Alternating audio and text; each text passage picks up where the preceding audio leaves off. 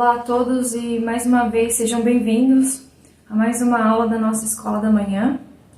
E hoje nós temos a alegria de podermos dar continuidade na nossa série de lições a respeito da vida de Davi, onde que na aula passada nós pudemos ver ali como aquele jovem pastor de ovelhas, um simples menino ali no início ali, no meio da sua adolescência, já pôde conhecer o Senhor e assim se entregar aos seus caminhos, se arrepender dos seus pecados, buscar por perdão, por salvação e tendo já assim a conversão ou um coração nascido de novo. E hoje nós vamos dar seguimento à história de Davi e vendo mais um fato importante em sua vida que demonstrou que o Senhor era com ele e que ele era um jovem já com um coração, com um novo coração, segundo a vontade de Deus. Nós vamos começar pela leitura no livro de Atos, no capítulo 13, dos versículos 21 a 23. Espero que todos estejam com suas Bíblias, nós vamos ter mais leituras durante a aula. Então vamos começar pelo livro de Atos, no capítulo 13, dos versículos 21 a 23. Diz assim a palavra do Senhor. E depois pediram um rei, e Deus lhes deu por 40 anos a Saul, filho de Quis, homem da tribo de Benjamim. E quando este foi retirado, levantou-lhes como rei a Davi, ao qual também deu testemunho e disse: Achei a Davi, filho de Jessé, homem conforme o meu coração, que executará toda a minha vontade. Da descendência deste, conforme a promessa, levantou Deus a Jesus para Salvador de Israel. Até aqui, essa é a nossa primeira leitura. Então, como nós pudemos ver, jovens, na aula anterior, nós conhecemos ali o início da história de Davi, de como ele foi alcançado pelo Senhor, e no momento de sua conversão, ou seja, o momento em que ele viu a condição dele de pecador e que ele buscou o perdão dos seus pecados. E vocês puderam ver isso através dos próprios escritos de Davi, lendo salmos e passagens que tratavam desses momentos em sua vida. E hoje nós vamos ver, em mais um fato da vida de Davi, algo muito importante sobre como Deus lida conosco, Quando nós paramos para pensar, quando Deus ele olha para nós, o que ele vê e como ele nos julga, Às vezes nós pensamos como Deus faz essa avaliação sobre nós, se nós somos aqueles que iremos para o céu ou se nós seremos aqueles que serão banidos a uma eternidade no inferno, se Deus se agrada de como nós andamos aqui, da forma que nós vivemos a nossa vida. Então, como Deus faz essa avaliação, como Ele nos vê, Será que Ele nos vê como as pessoas ao nosso redor nos vê? Então, nessa aula nós vamos ver sobre esse aspecto muito importante sobre Deus com relação a nós. Então, nós vimos, na aula anterior que Davi, um pastor de ovelhas, havia sido salvo ainda muito jovem, provavelmente ali no início ou até a metade de sua adolescência. E assim ele foi destinado a ser um dos maiores reis do mundo. E a gente até pode dizer que de fato Davi foi o maior rei de todos os tempos, porque o Senhor lhe prometeu que o seu reino perduraria e seria estabelecido para sempre, não por um período longo, mas para todo sempre, por toda a eternidade. Isso nós vamos ver lá em 2 Samuel, no capítulo 7, no versículo 16. Então agora nós vamos para o Novo ou para o Antigo Testamento, no livro de 2 Samuel, no capítulo 7 e no versículo 16, diz assim, aqui é o Senhor, falando com Davi: porém a tua casa e o teu reino serão firmados para sempre diante de ti, teu trono será firme para sempre. Então isso aqui foi uma promessa que o Senhor deu a Davi, de que seu trono duraria para sempre. E aí fica uma boa reflexão para nós, né? Mesmo Davi já tendo morrido e sido sepultado, o seu reino lhe dura até hoje, ele durará por toda a eternidade. Não é incrível nós pensarmos sobre isso? Então, nas próximas aulas nós vamos entender um pouco mais sobre isso, mas hoje nós vamos nos focar como Davi se tornou rei. Então, como eu imagino que talvez muitos de vocês já conheçam um pouco da história antes deste momento, mas aqueles que não conhecem também não tem problema. Naquele momento ali em que Davi ainda era um pastor de ovelhas, Israel já tinha um rei. Esse rei era o rei Saul. Só que ele não era um rei, ele tinha sido um rei que tinha agido conforme o seu próprio coração. Ele tinha sido o primeiro rei de Israel até então.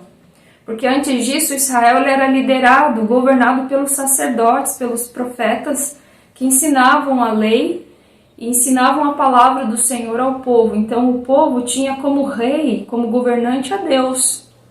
Só que houve um momento que o povo exigiu um rei físico, homem, que sentasse num trono como as outras nações. Então Saul foi escolhido como o primeiro rei.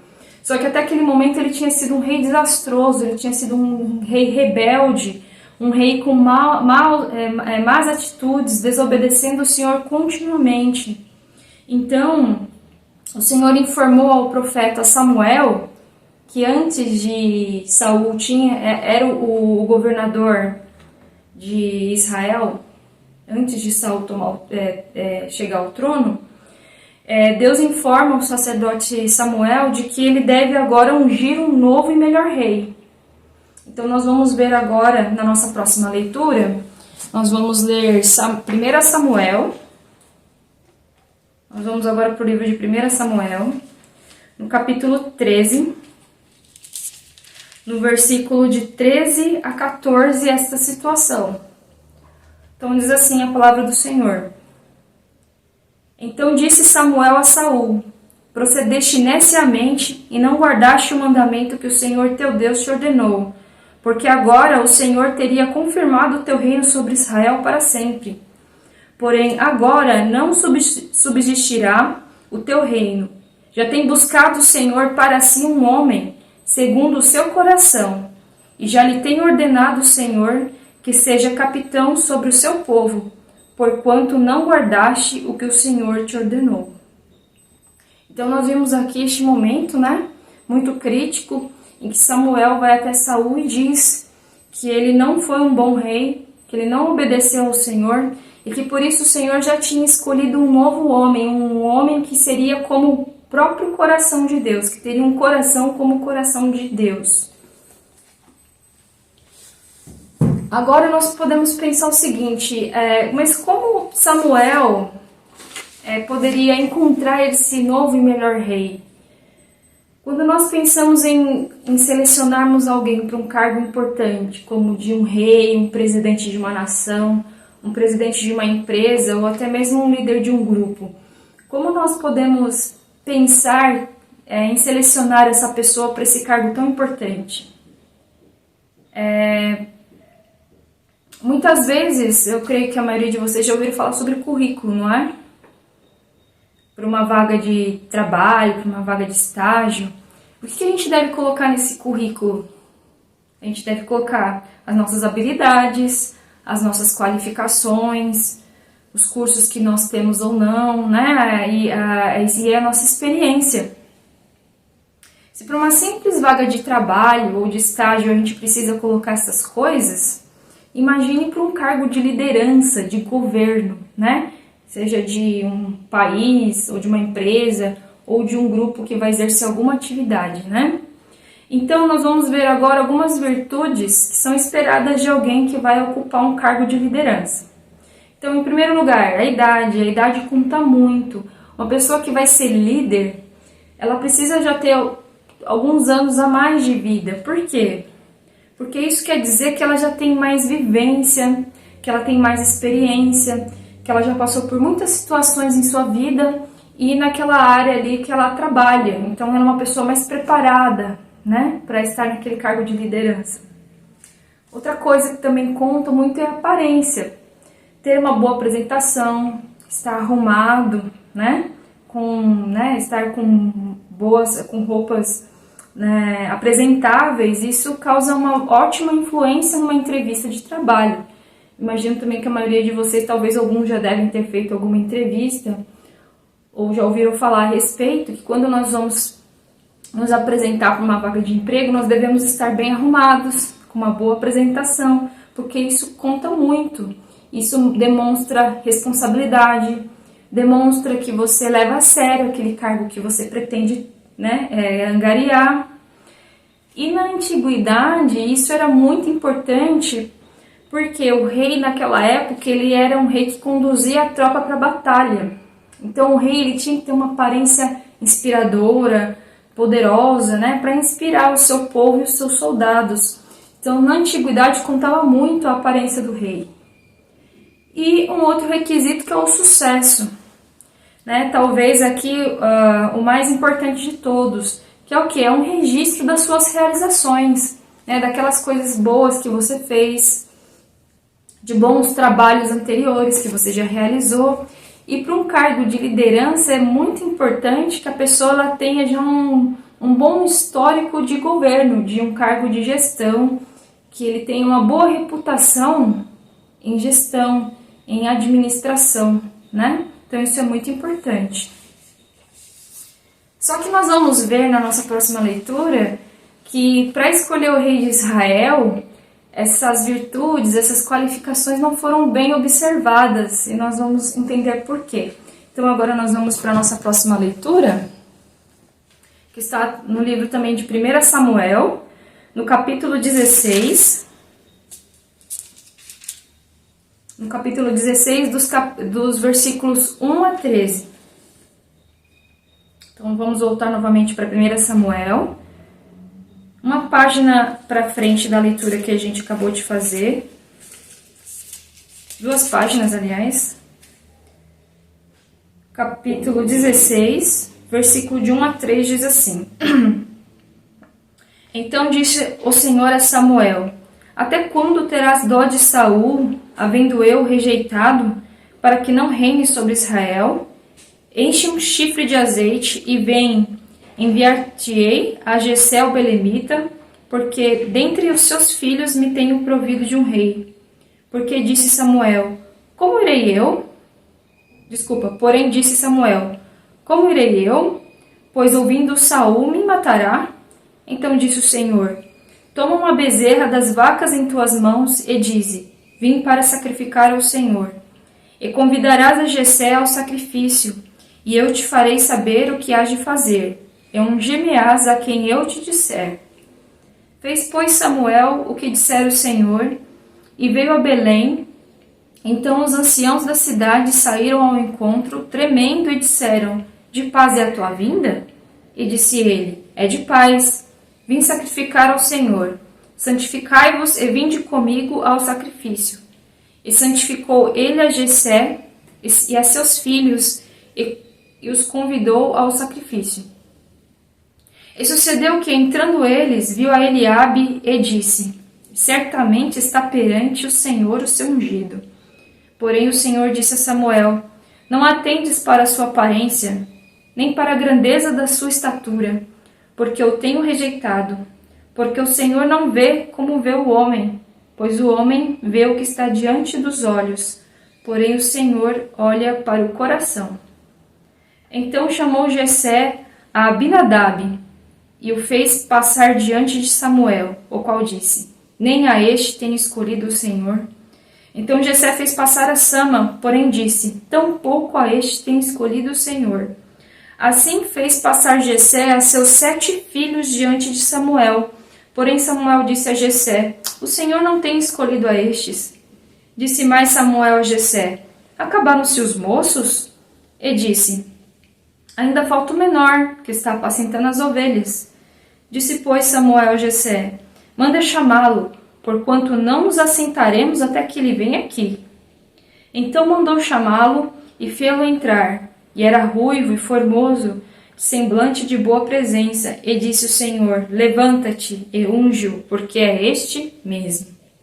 Então Samuel tomou o chifre do azeite e ungiu-o no meio de seus irmãos, e desde aquele dia em diante o Espírito do Senhor se apoderou de Davi. Então Samuel se levantou e voltou a Ramá. Até aqui. Então nós vimos esta situação aqui, né, de que o Senhor enviou Samuel à casa de Jessé, o belemita, um homem que havia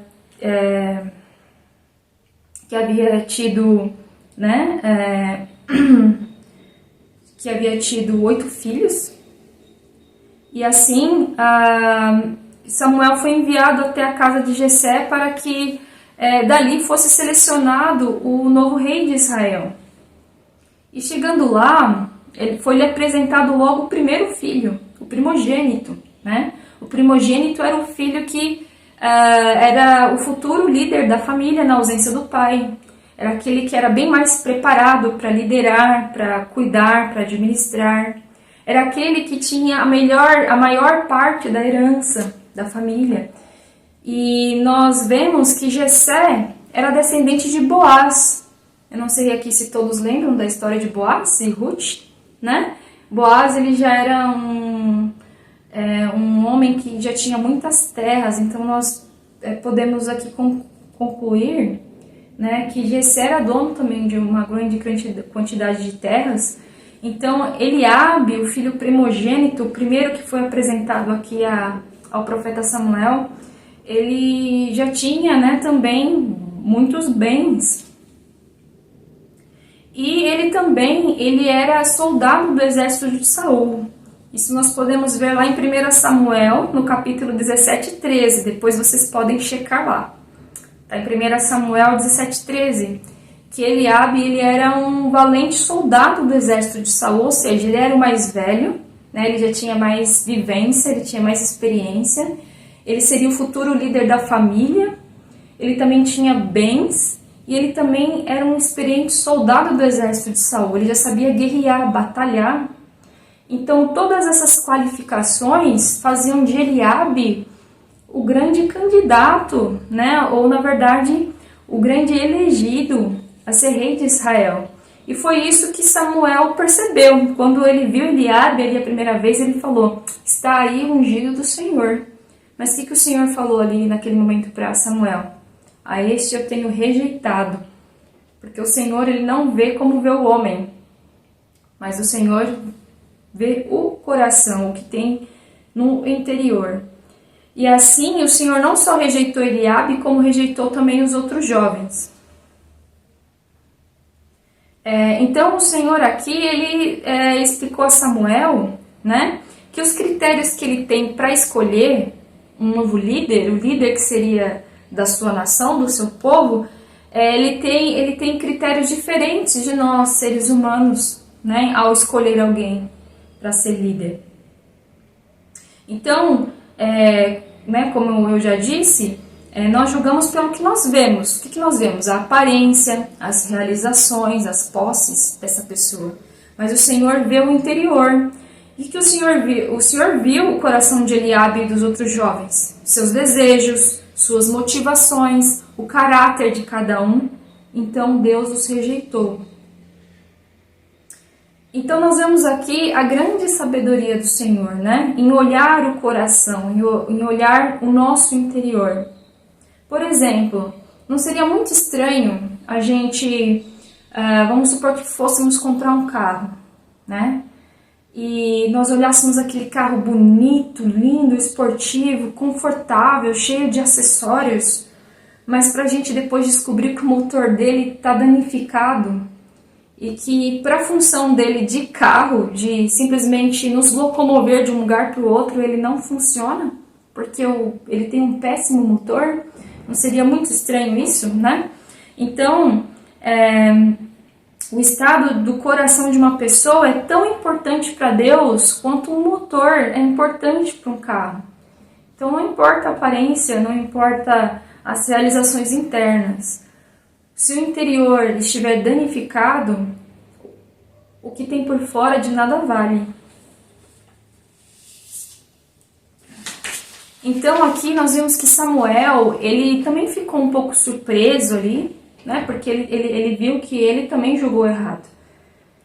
Mas Samuel, ele agiu prontamente, ele confiou naquilo que o Senhor o disse. Então ele não seguiu o seu próprio julgamento, ele não pensou em, não, Senhor, mas veja só, Eliabe, ele é um jovem tão, ele é o primogênito, ele é tão forte, ele tem uma ótima aparência, ele já é soldado do exército de Saul, com certeza ele será um rei esplêndido para Israel, né? Não, Samuel, ele seguiu ali a vontade do Senhor prontamente e não rejeitou somente Eliabe, mas como os outros 6 filhos. E agora eu corrijo, jovens, eu tinha dito 8 filhos, são 7, né? Os filhos de Jessé. Porque se Samuel tivesse seguido o seu próprio julgamento, né, de olhar o exterior, as realizações, a aparência de Eliabe ou de qualquer um dos outros filhos, ele teria ungido um rei que seria egoísta, orgulhoso, e talvez seria tão trágico como o rei Saul. Eles já estavam provando um reinado péssimo, com um rei orgulhoso, um rei que seguia as próprias vontades, um rei que não obedecia a Deus. Então, novamente, eles correriam o risco de trazer um rei com essa mesma atitude do rei Saul.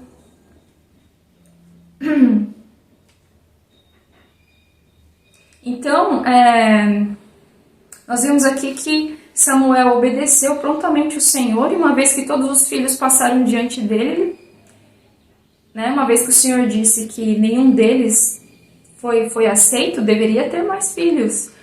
Né? Foi quando ele perguntou a Jessé, acabaram-se os moços? E Jessé falou, não, ainda tem mais um, o menor que está no campo. E Samuel confiou, então traga-o, não vamos resolver este negócio enquanto esse jovem não vir aqui. E assim ali, né, assim que Davi entrou, o Senhor já confirmou a Samuel que ele era o escolhido, o ungido de Deus, né, e Samuel agiu prontamente e o ungiu como rei, né? E o Senhor confirmou a nomeação, concedendo ali a Davi, naquele momento, uma consciência, uma percepção especial da presença e do poder de Deus através do Espírito Santo. E aí nós nos perguntamos, né? O que Deus viu de diferente no coração de Davi e no coração dos demais, né? Por que o Senhor descreveu, como nós vimos na nossa primeira leitura em Atos, que Davi era um homem conforme o meu coração, que executará toda a minha vontade? O que isso significa? Essa passagem, gente, ela é muito mal compreendida, muitas vezes, e mal ensinada, né? Até mesmo em algumas canções nós ouvimos a respeito de que Deus olha o seu coração também, Ele considera o seu coração. Isso é de fato verdadeiro. Nós vemos aqui que o Senhor olha para o coração, Ele não olha para a nossa aparência externa e nem para as coisas que a gente faz à vista dos olhos dos outros. Porém, quando nós ouvimos essa expressão, Deus olha o coração, nós tendemos a pensar de que, assim, Deus, Ele considera os meus sentimentos bons, as minhas boas atitudes, que talvez eu não seja, assim, uma pessoa tão má, eu tento obedecer meus pais, eu tento fazer os meus deveres, eu tento não me envolver com pessoa errada, né, eu busco não fazer, né, essas coisas mais terríveis que a maioria dos jovens fazem, né? Ou, até mesmo não é importante crer ou não em um Deus, desde que eu tenha uma vida boa, né, uma vida de boas realizações, uma vida próspera, tá tudo bem, né? Se naquele dia que eu partir dessa vida, se Deus existir, Ele vai me receber com certeza, porque Ele vai ver que o meu coração era sincero, que eu fazia as coisas com boa vontade, né? A gente pode pensar dessa maneira. Mas na verdade é totalmente ao contrário, né? Todos nós sabemos que nós somos movidos pelo nosso coração, pelo nosso sentimento, né? Pelos nossos sentimentos. Amor próprio, né, por nós mesmos, ou amor por coisas e prazeres que nós temos nessa vida, determina a forma como nós vivemos. Aquilo que a gente acredita, aquilo que a gente pensa, aquilo que a gente nutre no coração, é o que movimenta a nossa vida, as nossas ações, as nossas escolhas durante o passar do tempo.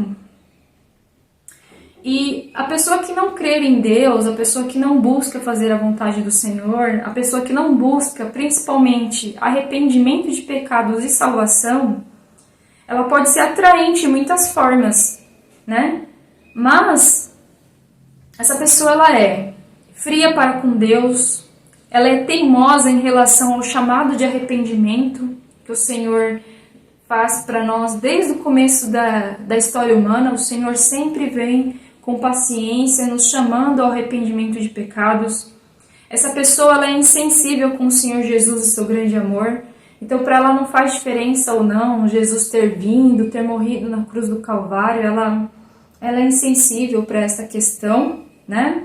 E ela é tão orgulhosa que ela não vê a necessidade de um Salvador. Para mim, assim, eu vejo que eu não preciso de um Salvador, porque Deus vai olhar o meu coração e Ele vai ver que eu tenho bons sentimentos, que eu não sou tão pecador como os outros, né? Eu sou um jovem que talvez nunca usou drogas, ou que nunca quebrou uma lei, né? Que nunca deu problema, dor de cabeça para meus pais. Então, eu não preciso de um Salvador, afinal de contas. Né? Então, nós vimos aqui que todos esses são critérios, são qualificações que estão escondidas no nosso coração. Elas não estão à mostra.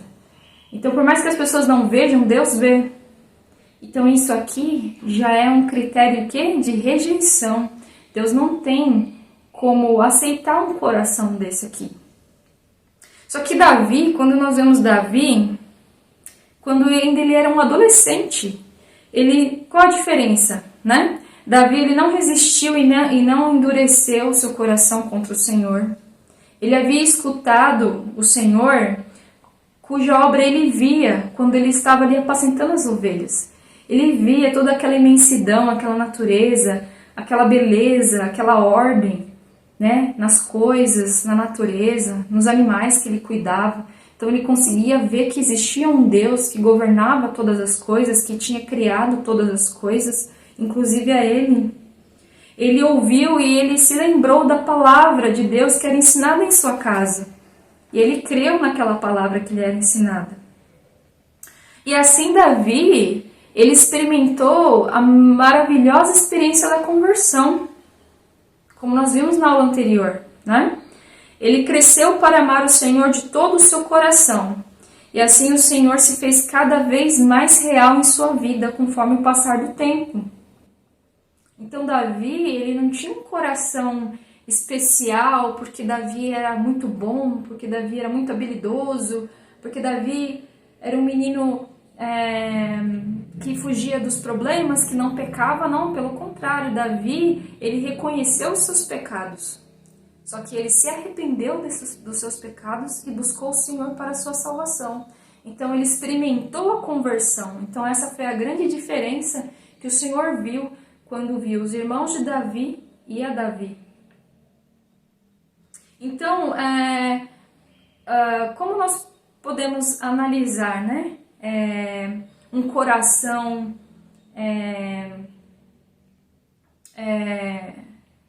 com um coração que foi transformado, um coração que nasceu de novo, um coração que buscou o perdão de Deus, né? Também pelos seus objetivos, né? Davi, ele queria conhecer e agradar a Deus cada vez mais. E por mais que o trabalho dele fosse um trabalho solitário ali nas colinas, cuidando dos animais, ele sabia que ele nunca estava só, né? Então, qual é o nosso maior desejo?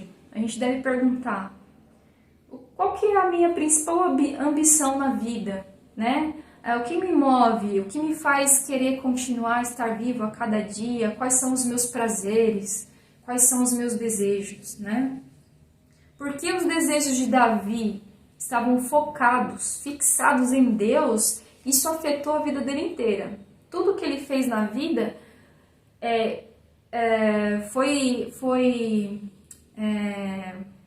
como eu posso explicar para vocês? Tudo estava acondicionado aos seus desejos estarem fixados em Deus. Então Deus era o centro de sua vida, as outras coisas estavam ao redor. Então decisões,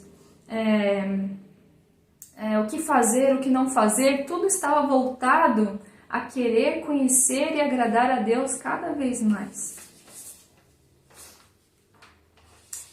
E nós vamos ver isso com mais detalhes nas próximas aulas, conforme a vida de Davi vai se desenrolando. E mesmo passando por grandes perigos, Davi vai passar por situações terríveis, de tragédia, de perdas, até mesmo de pecados. Davi vai passar, mas nós vamos ver que ele nunca muda. Davi, ele sempre está firme. A gente vê que Davi, ele tem uma postura diferente das demais pessoas. E nós vamos ver aqui, uma pequena lista, se eu posso assim dizer, de atitudes diferentes de Davi, quando nós tentamos analisar o seu coração, os objetivos do seu coração. Então, quando ele estava sozinho, ali isolado, tomando conta das ovelhas, ele sabia que ele de verdade não estava só, que Deus estava com ele. Então ele louvava ao Senhor, como nós vemos nos salmos, nos cânticos que ele escreveu. Quando ele estava em perigo, ele não temia. Mesmo quando ele era ameaçado por animais selvagens, por gigantes ou nações inimigas cruéis, ele buscava auxílio e força no Senhor sempre. Ele nunca agiu de maneira a pensar que ele tinha o poder, que ele ia vencer na força do próprio braço. Ele sempre buscava auxílio do Senhor. Quando em pecado, ele não permanecia isolado em orgulho por muito tempo. Uma vez que ele sentia a culpa, ele estava pronto a se arrepender. Quando chegou no poder, ele não se tornou uma pessoa arrogante, mas ele se lembrou do fraco e do pobre. Quando ele alcançou sucesso, ele não ficou soberbo, cheio de orgulho, com o peito inflado, não. Ele adorou o Senhor e ensinou a sua família e o povo de Israel a fazer a mesma coisa. E mesmo na morte, ele desejou habitar com o Senhor para todo sempre. Então nós vemos que, por mais que Davi, ele não teve... Às vezes nós pensamos que uma pessoa salva, ela nunca vai ter problemas na vida, né? A vida dela sempre vai ser de realizações e alegria constante. Davi, ele nos mostra que, na verdade, a vida de uma pessoa salva é cheia de desafios, né? Até mesmo para mostrar o quanto essa pessoa que buscou a salvação, ela depende do Senhor para todas as coisas, né? E então nós vimos que Davi tinha, sim, um coração segundo o coração de Deus, um coração reto, porque o seu coração foi transformado na conversão. E assim as suas atitudes demonstravam isso, que ele tinha um coração transformado, diferente, né? Por isso que o Senhor o escolheu para ser rei, né? Então, deste modo também, Davi se tornou uma figura ou tipo do Senhor Jesus Cristo, a respeito de quem o anjo disse em Lucas, né? Depois vocês podem checar essa leitura. Está no livro de Lucas, né? O Evangelho de Lucas, no Novo Testamento, no capítulo 1, nos versículos de 32 a 33, que diz assim: E o Senhor Deus lhe dará o trono de Davi seu pai, e seu reino não terá fim. Então, jovens, quando nós analisarmos, né, essas questões em nossa vida, a gente deve se perguntar: como está o estado do meu coração? A quem ele pertence? Em quem os meus sentimentos e os meus desejos estão focados? Eu já tenho um coração convertido? Eu já tenho um coração transformado? Jessé e Samuel, eles não sabiam que Davi pertencia ao Senhor, mas o Senhor sabia. E os adultos, às vezes, eles não sabem o verdadeiro estado do nosso coração, se nós somos salvos ou não, mas o Senhor sabe. Então, esteja sempre aberto à palavra de Deus, sempre esteja aberto às suas direções dia a dia, que Ele vai dirigir seus passos. E aqueles que ainda não possuem esse conhecimento pessoal do Senhor, que não sabem se o seu coração é transformado ou que não veem realmente que o seu coração já é um coração transformado, confie no Senhor, o busque de todo o seu coração, assim como fez Davi. Davi confiou no Senhor para o perdão de seus pecados. Davi, ele sabia que um dia o Salvador viria e morreria e pagaria pela sua culpa. Só que Davi, ele olhava para frente, porque ele sabia que o Salvador viria um dia no futuro, e ele creu que seus pecados foram perdoados. Agora nós olhamos para trás, porque o Senhor Jesus já veio e já morreu na cruz do Calvário e já pagou pela culpa do pecado de todo aquele que vai a Ele em arrependimento. Então, nós devemos fazer assim como Davi, e refletir naquela oração que ele faz no Salmo 139, nos versículos 23 a 24, que diz assim: sonda-me, ó Deus, e conhece o meu coração. Prova-me e conhece os meus pensamentos, e vê se há em mim algum caminho mau, e guia-me pelo caminho eterno. Então, Davi aqui, ele pediu para que o Senhor sondasse o seu coração e visse se ali havia alguma coisa a mais. Se houvesse, que ele guiasse-o pelo caminho eterno, que o Senhor pudesse o livrar, de más escolhas, maus caminhos, de pensamentos orgulhosos, gananciosos, de cobiça, de seguir o próprio coração.